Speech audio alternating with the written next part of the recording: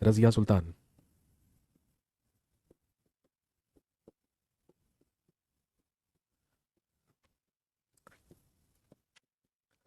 बारह सौ छत्तीस से लेके 1240 ईस्वी तक, 1236 ईस्वी से 1240 ईस्वी तक दिल्ली सल्तनत की अगली सुल्तान बनी रजिया सुल्तान। और आप जानते हैं सबसे कॉमन और सबसे ही महत्वपूर्ण सवाल रजिया सुल्तान से क्या पूछते हैं कि बताइए दिल्ली के सिंहासन पर बैठने वाली पहली और एकमात्र महिला शासक कौन थी? रजिया सुल्तान।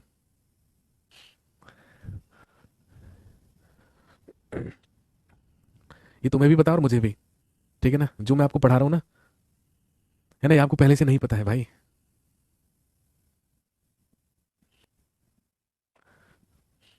ऐसे ही मत आ जाया करो यार, गधों की तरह ज्यादा पढ़ने वाले लोगों के कभी सिलेक्शन नहीं होते हैं। इस बात को ध्यान रखना। हमें रेलेवेंट पढ़ना होता है जो एग्जाम के लिए उपयोगी हो। डीप पढ़ने की कोई परिभाषा थोड़ी है ना? आईएएस की कोचिंग करने के बाद, है ना, दिल्ली आओ, दिल्ली में आईएएस की कोचिंग कर लो, है ना? 1-1.5 साल की आईएएस की कोचिंग होगी, 2-2.5 लाख रुपए लगेंगे। आईएएस की कोचिंग करो, दृष्टि वृष्टि या जो बाजीराम वगैरह जितने भी इंस्टीट्यूट है, तो आराम से आईएएस की कोचिंग करो। और आईएएस की कोचिंग करने के बाद फॉर्म भरो कांस्टेबल का, चपरासी का, हेड कांस्टेबल का, है ना, क्लर्क का। अब आप खुद सोचो भाई, वो तुमने आईएएस की कोचिंग करने के लिए 2.5 लाख रुपए लगा दिए और तुम फॉर्म भरोगे कांस्टेबल का, तो क्या फायदा हुआ कांस्टेबल बनने के लिए इतना कुछ पढ़ने का? बस यही चीज समझाने की कोशिश करता हूँ। जिसको समझे, समझ में आए वो सही है, नहीं तो कोई बात नहीं, भगवान तो मालिक है ही सबका। बड़े बड़े ख्वाब वाले जो स्टूडेंट है ना, डीप वाले, वो भाई हिस्ट्री स्पेशल में आया करो, वहां पे होती है बड़े लेवल की बात। आपको इतने बड़े लेवल की बात करनी ही नहीं है। 1236 से 40 तक आई रजिया सुल्तान, ठीक है? और सिंपल सी बात है, सबसे महत्वपूर्ण ही सवाल क्या बनेगा, लिखेंगे ये दिल्ली के सिंहासन पर बैठने वाली प्रथम एवं एकमात्र महिला शासक थे। ये दिल्ली के सिंहासन पर बैठने वाली प्रथम एवं एकमात्र महिला शासक थी। She was the first and the only female ruler of Delhi. She was the first and the only female ruler of Delhi, Razia Sultan. जब रजिया सुल्तान दिल्ली के सिंहासन पर बैठी और दिल्ली की सुल्तान बनी, तो भाई आप जानते हैं उस समय तो महिलाओं को पर्दों से भी बाहर आने की परमिशन नहीं थी। महिलाओं को तो केवल और केवल हिजाबों में रहना होता था, पर्दों में रहना होता था। लेकिन रजिया सुल्तान ने पर्दा प्रथा का पूरी तरीके से त्याग किया था। मर्दों की पोशाकें पहना करती थी, टोपी और कोट पहनकर अपने दरबार में जाती थी, और मर्दों की पोशाकें पहनकर दरबार में जाकर न्याय भी किया करती थी। बोल्डनेस की वजह से लोग इसी बोल्डनेस की वजह से लोग इसे रजिया बेगम नहीं बल्कि रजिया सुल्तान कहा करते थे। ये रजिया सुल्तान के नाम से प्रसिद्ध थी। लेकिन प्रॉब्लम एक ही थी भाई, इसका जो दूसरे नंबर का भाई था ना, जिसका नाम था बहराम शाह, मैंने आपको बताया अपने बड़े भाई रुकनुद्दीन फिरोज शाह की तो इसने हत्या ही करवा दी थी। लेकिन इसका जो दूसरे नंबर का भाई था बहराम शाह, ये बड़ा महत्वाकांक्षी आदमी था। अब ये चाहता था कि यार एक महिला दिल्ली सल्तनत में कैसे शासन कर सकती है। उस समय तो महिलाओं के पास इतने अधिकार ही नहीं थे। इधर बहराम शाह, उधर पूरा का पूरा मंत्रिमंडल, उधर अमीर वर्ग, सारे के सारे लोग यही सोच रहे थे कि यार एक महिलाओं होकर इसको इतने अधिकार कैसे मिल सकते हैं। सिर्फ दिल्ली की जनता का साथ था रजिया के पास। अब बहराम शाह रजिया सुल्तान के खिलाफ हुआ, और इस बहराम शाह ने दल चालीसा के 40 जो गुलाम थे, जो प्रशासक थे, उन्हें अपने अधीन कर लिया। क्योंकि ये दल चालीसा के 40 लोग भी तो भाई मर्द ही थे। अब मर्दानगी को तो इनकी भी ठेस पहुंच रहा था कि भाई साहब मर्द हम हैं और शासन करे एक महिला, ऐसा कैसे हो सकता है? ये मेंटेलिटी तो प्राचीन काल से चली आ रही है हमारे देश में, आप तो जानते हैं। इसीलिए तो अब कहानी पूरी पलट गई है। इसीलिए महिला कहती है, why should boys have all the fun? तो दल चालीसा को भी इसने अपने ही काबू में कर लिया, अपने ही अंडर कर लिया। दल चालीसा जो कि सुल्तान के लिए था, जो कि सुल्तान का सबसे ज्यादा करीबी और कॉन्फिडेंशियल हुआ करता था। लेकिन अब वो दल चालीसा के 40 लोग बहराम शाह के लिए काम किया करते थे। रजिया, सारी के सारे दिल्ली के लोग रजिया के खिलाफ हो रहे थे। रजिया के दो विश्वास पात्र लोग थे, एक का नाम था एतगीन, जिसको रजिया सुल्तान ने बदायूं का इक्तेदार बनाया था, और एक था अल्तुनिया, जिसे पंजाब के भटिंडा का इक्तेदार बनाया था या गवर्नर बनाया था। एतगीन और अल्तुनिया, ये दो विश्वास पात्र लोग हुआ करते थे रजिया के। लेकिन काम तब खराब हुआ, स्थिति तब बेकार हुई, जब दिल्ली सल्तनत में ही कार्य कर रहे एक छोटे तमगे के व्यक्ति के साथ रजिया सुल्तान का प्रेम प्रसंग शुरू हो गया। रजिया सुल्तान, आप जानते हैं, रजिया सुल्तान का ही एक प्रेमी हुआ करता था, जो एक अबसीनियाई हबसी हुआ करता था। इसका नाम था याकूत, याकूत खान। अब ये याकूत खान कौन है? आपने यदि रजिया सुल्तान मूवी देखी होगी, बॉलीवुड की एक मूवी भी है रजिया सुल्तान, तो उसमें ये याकूत खान का जो रोल है ना, वो धर्मेंद्र साहब ने निभाया है। धर्मेंद्र साहब हैं भाई, आप जानते होंगे, उन्होंने ये किरदार निभाया था। याकूत खान एक अबसीनियाई हबसी हुआ करता था, जो इल्तुतमिश के शासनकाल में सबसे पहले रसोइया हुआ करता था, खानसामा। लेकिन अपनी सेवाओं से प्रभावित करके इल्तुतमिश को इसने एक महत्वपूर्ण पद हासिल कर लिया था। और ध्यान रखेंगे, इल्तुतमिश का ही जो घोड़ा हुआ करता था, उसी का रख रखाव करने का काम किया करता था याकूत खान। उसको नहलाने धुलाने का काम, उसको चारा खिलाने का काम, उसका रख रखाव करने का काम कौन किया करता था? याकूत खान किया करता था। एक आदमी पूछ रहा है, सर आप लूसेंट से पढ़ाते हो क्या? अबे गधे, तूने जिंदगी में लूसेंट के अलावा कुछ देखा ही नहीं है, इसलिए तेरे को लग रहा है कि लूसेंट से। बेटे लूसेंट क्या, तू दुनिया की किसी भी इतिहास की बुक को खोल के देखेगा ना, कहानी यही है। ये कहानी मैं अपने घर से नहीं लाया हूं बना के, ये कहानी मेरे को मेरी नानी ने नहीं सुनाई थी। इतिहास की जो मर्जी किताब खोल ले, कहानी यही है ना। लेकिन परेशानी ये है कि तुम्हारी जिंदगी कभी लूसेंट से ऊपर बढ़ी ही नहीं। अगर बढ़ती तो आज आप यहां पर नहीं होते, आज मेरी जगह होते आप। तो याकूत खान जो था भाई, ये उसके घोड़े का रख रखाव करने का काम किया करता था। जब इल्तुतमिश अपने घोड़े पर बैठा करता था तो ये याकूत खान अपने हाथों पर इल्तुतमिश के पांव रखवा कर उसे घोड़े पर बिठाने का काम करता था याकूत खान। लेकिन भाई इल्तुतमिश तो चल बसा। अब इल्तुतमिश जब चल बसा तो आप जानते हैं कि इल्तुतमिश के मर जाने के बाद अब ये याकूत खान वही काम किसके लिए कर रहा था? रजिया सुल्तान के लिए। रजिया सुल्तान को अपने हाथों पर, भाई अपने हाथों पर रजिया सुल्तान के पांव रखवा कर उस पर घोड़े पर बिठाया करता था। बस घोड़े पर बिठाते बिठाते ही आंखें चार हुई, नैन लड़ गए और मोहब्बत परवान चढ़ने लगे। और धीरे धीरे ये सारी की सारी बातें पता चलने लगी सारे के सारे लोगों को, और सब भारी आलोचना करने लगे रजिया सुल्तान की कि भाई दिल्ली की सुल्तान होकर एक छोटे तमगे के व्यक्ति के साथ प्रेम प्रसंग कैसे चला सकती है दिल्ली की सुल्तान। एक नालायक लिख रहा है, कुछ तड़कता भड़कता कहानी सुनाइए। बेटे तू यहां से लॉग आउट कर, ठीक है, तू यहां से लॉग आउट कर और तू कहीं यूट्यूब यूट्यूब पे ना कुछ ऐसी वैसी टाइप की कहानियां हैं वो देख ले, तेरे लिए वो बढ़िया रहेगा, है ना। क्योंकि यहाँ पे आके तेरे को कुछ हासिल होने वाला नहीं है, तो बेटर है वहां पे जाके कुछ तड़क भड़क की काम कर ले। बताइए, इनको तड़कता भड़कता गाना चाहिए।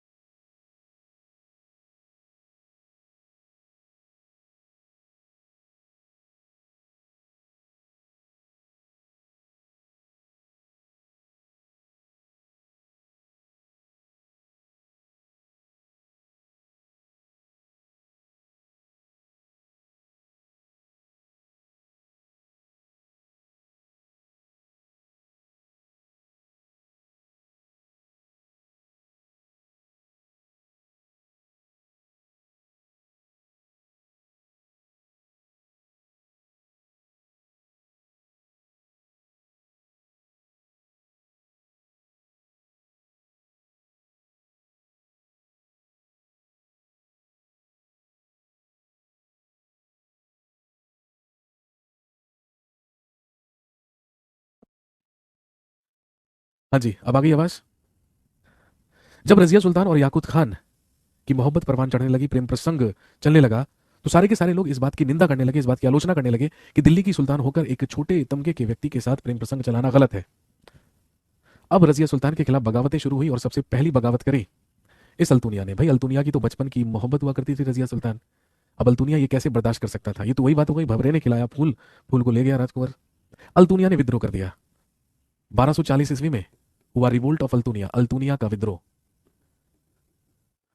अल्तुनिया जो पंजाब के भटिंडा का इक्तेदार हुआ करता था, इसने, ध्यान रखेंगे, पंजाब में विद्रोह कर दिया और खुद को पंजाब का स्वतंत्र शासक घोषित कर दिया।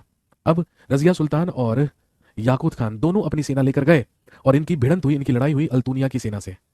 और क्योंकि अल्तुनिया की सेना ज्यादा पावरफुल साबित हुई, भाई इस अल्तुनिया ने याकूत खान की हत्या कर दी। हे भगवान, इस अल्तुनिया ने याकूत खान की हत्या कर दी एंड ही अरेस्टेड रजिया। और इसने रजिया को कैद कर लिया, रजिया को बंदी बना लिया। अब जब रजिया बंदी बना ली गई तो जैसे ही गुप्तचरों से ये कहानी और ये खबर कहां पहुंची, दिल्ली, बहराम शाह के पास, तो भाई बहराम शाह का खुशी का ठिकाना नहीं रहा, क्योंकि जो काम बहराम शाह करना चाहता था वो किसने कर दिया? अल्तुनिया ने कर दिया। इसीलिए खुश होकर खुद बहराम शाह दिल्ली का सुल्तान बनकर सिंहासन पर बैठ गया, क्योंकि इसे लगा अब अल्तुनिया रजिया सुल्तान की हत्या करवा देगा। लेकिन कहानी में नया मोड़ आया। अल्तुनिया ने रजिया के सामने दो शर्तें रखी और कहा कि या तो दिल्ली सल्तनत मुझे समर्पित कर दीजिए, अदरवाइज मुझसे विवाह कर लीजिए। रजिया सुल्तान किसी भी कीमत पर अपना सिंहासन या दिल्ली सल्तनत तो अल्तुनिया को नहीं देना चाहती थी और ना ही दे सकती थी। और दूसरी तरफ कोई और ऑप्शन भी नहीं था भाई, क्योंकि याकूत खान भी मारा जा चुका था। तो आप तो जानते हैं भाई, महिलाएं, लड़कियां कितनी प्रैक्टिकल होती हैं। एक बार फिर से साबित हुआ, याकूत खान के मरते ही रजिया सुल्तान ने अल्तुनिया के साथ विवाह कर लिया। और जैसे ही रजिया सुल्तान ने अल्तुनिया के साथ विवाह किया, अब अगला उद्देश्य क्या था? दिल्ली वापस जाकर सिंहासन वापस छीनना किससे?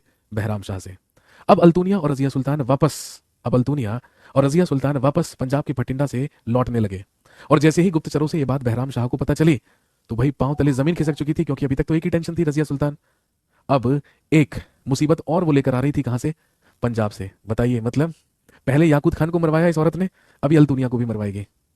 ठीक है, आप देख लीजिए, रामायण हो या महाभारत, दिल्ली सल्तनत हो या मुगल साम्राज्य, कहानी सब एक जैसी है, कहानियां सब जगह एक जैसी है।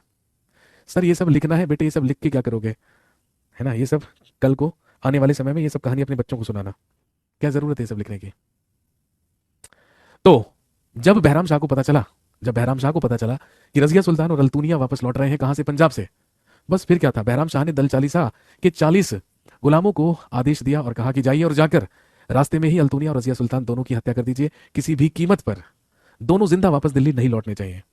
जब अल्तुनिया और रजिया दोनों पंजाब के बठिंडा से वापस लौट रहे थे तो रास्ते में विश्राम करने के लिए इन्होंने हरियाणा के कैथल नामक स्थान पर अपना शिविर लगाया, रात को विश्राम करने के लिए। आप सब जानते हैं हरियाणा में है कैथल, बहुत बेहतर तरीके से आप जानते होंगे।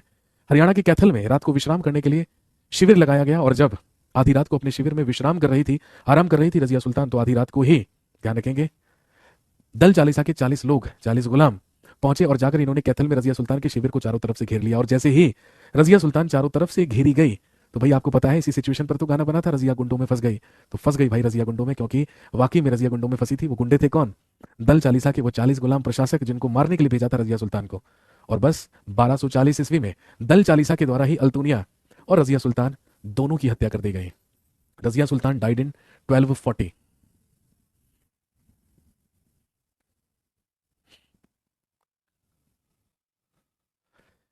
तो इन्हीं दल चालीसा के 40 लोगों के द्वारा रजिया सुल्तान और अल्तुनिया दोनों की हत्या कर दी गई। कहां पर, हरियाणा के कैथल नामक स्थान पर। और क्योंकि, अरे अपने भाई को रूलर बना देती बताइए, ये सुमन को तो, मतलब ये सुमन तो दिल पे ले गई इस कहानी को। बेटे इस कहानी को दिल पे लेने की जरूरत नहीं है, कुछ लोग तो दुखी भी हो गए यहाँ पे। अरे दुखी होने की जरूरत नहीं है, टेक इट इजी। तो 1240 ईस्वी में अल्तुनिया और रजिया सुल्तान की हत्या करवा दी गई। हत्या कहां पर हुई, हरियाणा के कैथल में। तो भाई बन गया इंपॉर्टेंट क्वेश्चन, बताइए रजिया सुल्तान का मकबरा कहां पर है। तो ध्यान रखेंगे रजिया सुल्तान का मकबरा हरियाणा के कैथल में है। ठीक है, और ये आपको पता ही होगा। तो बस रजिया सुल्तान मरी, और रजिया सुल्तान के मरते ही दिल्ली सल्तनत का अगला सुल्तान बना, हेडिंग डाल लीजिए, बहराम शाह 1240 से लेकर 1242।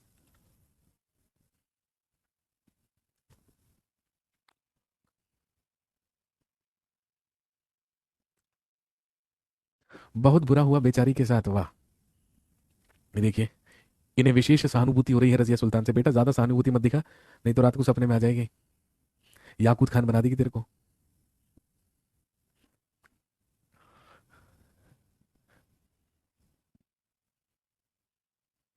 तो हेडिंग डाल लीजिए, बहराम शाह 1240 से 1242।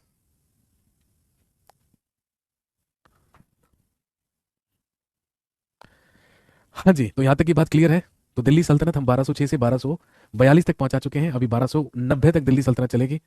रजिया सुल्तान हमने खत्म कर दिया है। अगला महत्वपूर्ण आदमी, भाई हम बात करेंगे बहराम शाह के बारे में, नसीरुद्दीन महमूद के बारे में, लेकिन दिल्ली सल्तनत में अगला महत्वपूर्ण आदमी रहेगा गयासुद्दीन बलबन।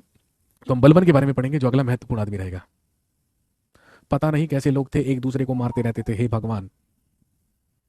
दिल पे मत लो, दिल पे मत लो, दुखी मत हो। हाँ चलिए जी, बहुत है यार इतना। सर 2021 आरओ के एग्जाम में आया था क्वेश्चन, कौन सा क्वेश्चन बेटे, कौन सा क्वेश्चन आया था।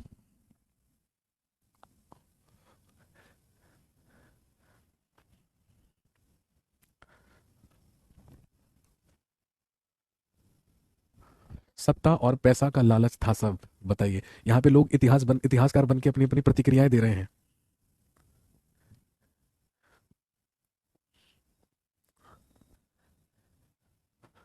बदायूं का गवर्नर कौन था भाई, बदायूं का गवर्नर एतगीन था, लेकिन बहराम शाह के शासनकाल में अब वो दिल्ली का नायब मुमलकात बनेगा, कि नई पोस्ट बनेगी, उस पर रहेगा एतगीन। चलिए जी, आज के लिए इतना ही काफी है। See you in the next class, thank you very much, have a nice day, शुक्रिया।